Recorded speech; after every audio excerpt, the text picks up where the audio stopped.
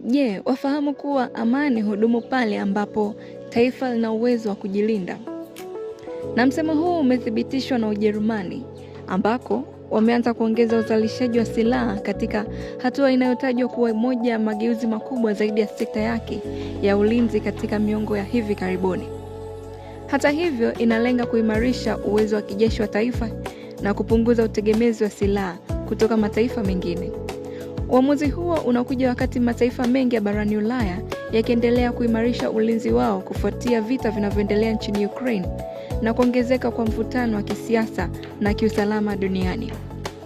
Makampuni makubwa ya kutengeneza silaha nchini Ujerumani yameanza kuongeza uzalishaji wa mizinga ya kivita, magari ya kijeshi pamoja na risasi, huku serikali ikiwekeza mabilioni ya euro katika sekta hiyo ili kuhakikisha jeshi lake linakuwa tayari kukabiliana na changamoto zozote za kiusalama. Hata hivyo, hatua hiyo imezua mjadala mkubwa. Wapo wanaoamini kuwa kuongeza uzalishaji wa silaha ni muhimu kwa usalama wa taifa na wa bara la Ulaya.